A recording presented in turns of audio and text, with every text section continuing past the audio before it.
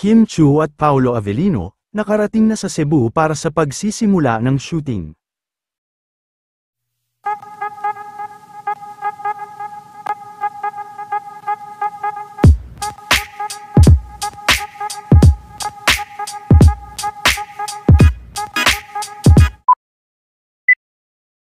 Dahil sa nalalapit na pagsisimula ng shooting nila Kim at Mr. Paolo Avellino, ay maaga pa nga lang kanina ay lumipad na rin ang dalawa patungo sa Cebu, dahil nandun na rin ang kanilang iba pang kasama para sa kanilang bagong project na The Alibi.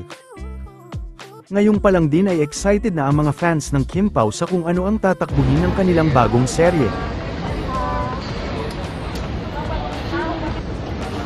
Ayon kay Sir Eric ay equally challenging ang karakter ni Stella at ni Juliana.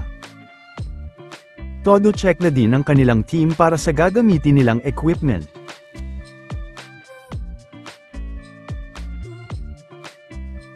Matapos rin ang ilang oras na naging biyahe nila Kim at Paolo ay nakarating na rin nga sila sa Cebu.